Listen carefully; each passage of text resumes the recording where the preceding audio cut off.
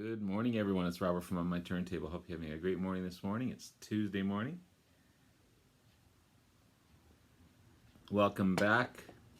Been away for a couple of days. Not anywhere in particular, just work.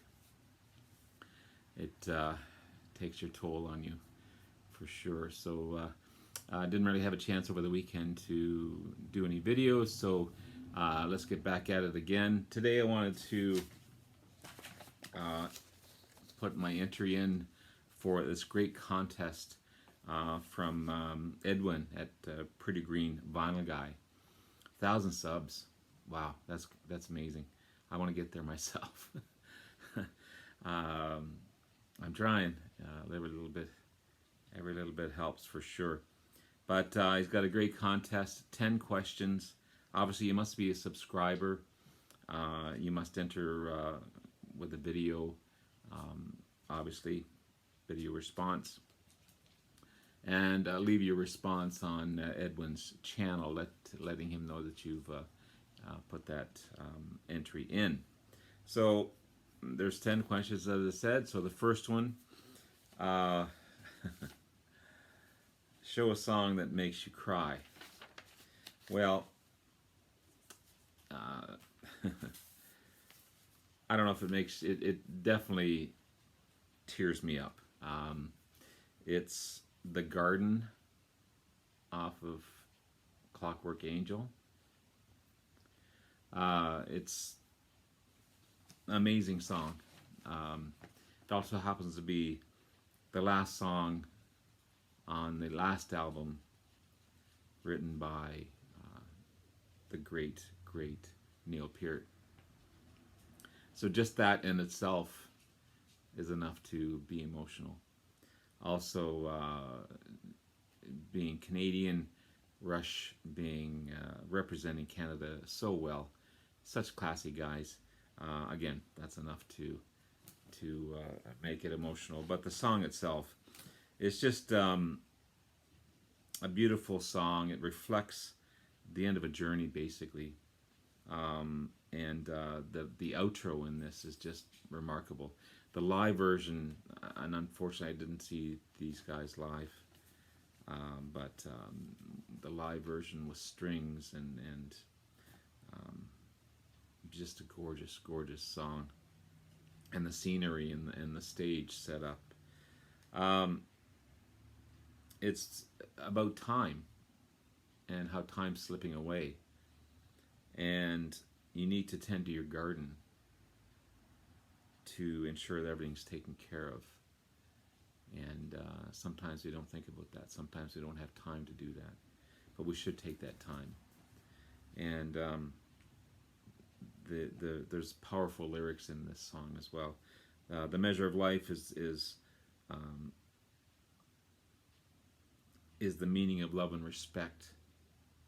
So hard to earn and so easily burned. Respect is a hard thing to earn, but it can go away like that. And you're judged by basically who you are, and that's how people think of you and will remember you. So I don't think people realize that these days, especially this time. And so that's why I just love that song. And it's so completely different from what Rush has done in the past. But beautiful song, beautifully written. Neil Peart was just a poet, amazing poet. And again, time slipping away, so take care of things. And it is what it is, you know. And that's again another lyric in there. And whatever, it is what it is, and whatever. You can't do much about it, but just do the best you can while you're here. So that's that one. Again, I'm just getting emotional thinking about it. A song with place in the song with a place in the title is the next one. So, not that I just randomly pick stuff, but I picked this one. This is Mississippi Queen by Mountain. A wonderful album. These guys are so good. But Mississippi Queen is based on actually on a real person. Um, the drummer Corky Lang, who wasn't quite a member of the band yet, he was playing with his previous band Energy, which is ironic because it was during an energy cut or a power cut, and so they had emergency lights happening and stuff like this. They were playing at a funky club, a beach club near Cape Cod. Everyone was hopped up on drugs and pills and everything else. And then one of his friends, a woman, started dancing around in this see-through dress, and he just had to keep her dancing. So he came up with this beat, the Mississippi Queen beat, and just kept belting out the words, Mississippi Queen, do you know what I mean? Over and over and over again, just to keep her dancing. Which I eventually screwed up his vocal cords. And he had chronic laryngitis or something to that effect throughout the years. But when he joined Mountain, he was telling Leslie West about this and the cowbells and everything else in the song. And Leslie kind of said, stop talking for a second. He came up with this great riff, and the rest is history. Mississippi Queen was born. So it's kind of cool that it was based on a real person. Yeah, so that's kind of a cool thing. Next question. Sorry, I've got this written here and there all over the place.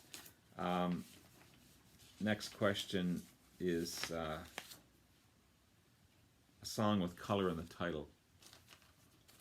Well, from this fantastic album here, Songs from the Woods, Jethro Tull, there's a song on there called Velvet Green, which is kind of a naughty romp through the woods, with some sexual innuendos throughout it. You know, legs in the air, talking about a girl worried about getting pregnant and that type of thing. But it's kind of a naughty song in Ian Anderson's way of singing and storytelling. And it's kind of a cool song. But a great album just as well. Great album. A song you would love to see made into a movie. This one could also classify as a song that makes you cry as well. Sorry, I'm showing CDs as well as albums here. But the song "Brothers in Arms" from the self-titled "Brothers in Arms," a haunting song, and just the music and the instruments in this song, the guitar solo is just amazing. But it's basically about the Falkland War and experiences of soldiers and their need for solidarity amongst themselves, as well as, even as weird as it sounds, amongst their enemies as well. It's about the insanity of war on both sides, and Mark Knopfler, the main singer-songwriter, says it's about a soldier singing as he's dying on the battlefield. So it'd be kind of a cool, perhaps, reflection on, you always have these flashbacks in these movies, and about his experience with his troops, experiences with his enemies. I think it'd make a marvelous movie. I'm not sure who would star in it. There's so many actors that could play that role, but not so much the war part of it, perhaps the story part of it. Experiences that he has with his troop mates, encounters with enemies, battles that he has to go in, the struggles that he has to endure, getting into these battles, especially during war, is just a shit. And I couldn't imagine going through that. So I think it'd make a cool movie. I think it'd make it a fantastic movie. It's also a very emotional song, so it would also be included in a song that makes you cry as well. Next, sorry, my notes are kind of all over the place. A song you would play to a friend who has never heard your favorite artist. I would say that I would play him or her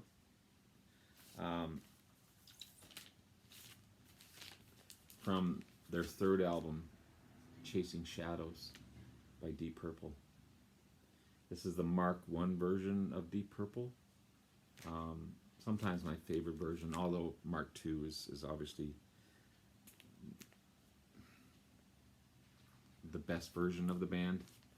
But this third album is just remarkable. So Chasing Shadows, the drum intro right off the bat, and the driving cowbell with it as well. All of a sudden the guitar joins in, and you can hear the organ playing along with the guitar. The guitar solo in it by Richie Blackmore is so good, and it's really sung well by Rod Evans. There's a great drum break in the middle by Ian Pace. He's such a great drummer. He really is. And then there's a cool, mean organ solo by John Lord in this as well. Just a steady driving, hard driving song, and highlights how good they were, even in the early days. I think it would be a better introduction. When you're introducing a band, you've heard all the hits on the radio and stuff, and that's not necessarily who the band is. They need to hear the deep cuts, and I think this would be a cool song to introduce a band to. Next, a song with girl or boy in the title. I almost hit Jeremy by Pearl Jam, which is an awesome song about a troubled boy for sure. But I chose Jane by Jefferson Starship. Great song, hard driving song. And it's actually, again, based on a true story. It's kind of cool when you research these things and find out they're most of them are written about real people or real events. So it's loosely based on a girlfriend of bassist David Freeberg, but her name wasn't Jane, but she did him wrong, basically. And Mickey Thomas, amazing vocals. He was, of course, with Alvin Bishop, and yeah, just a wonderful hard driving song. Grace Slick isn't in this one, but Mickey Thomas did an amazing job. Again, it's loosely based on a true story, but I think it's a cool song. And next, a song you would love to hear live. Well, I'd love to see these guys in concert. I would have liked to see these guys in concert. Atomic Rooster. And there's a song called Breakthrough that starts off with piano and just continues to drive and drive and drive and drive and drive. And what song is it off of? What album is it off of? Breakthrough.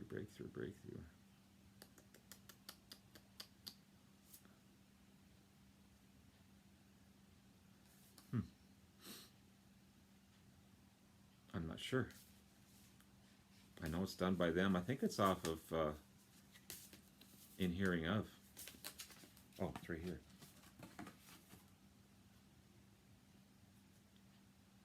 Yeah, Breakthrough off of this one. Nice and greasy. And it's just a hard driving song, and vocals are great. It's got the it's heavy rock with the early British sound to it, which I don't know if that makes sense or not, but these guys are so good. Blues and hard rock, and again that early British, like the Kinks and those early British bands, but a heavier sound to it, and with cool piano parts and guitar parts, and I'd love to see these guys in concert. Atomic Rooster. Next is first song you ever danced to, or remembered dancing to. If I recall, and it was way too long. Remember the school dances? Maybe you guys didn't. I don't know. But everyone slow danced to "Stairway to Heaven" until until the guitar solo hit, and then you weren't sure whether to continue to slow dance, or you wanted to continue to slow dance because the girl you're with felt, it was kind of cool to hold on to someone at that time.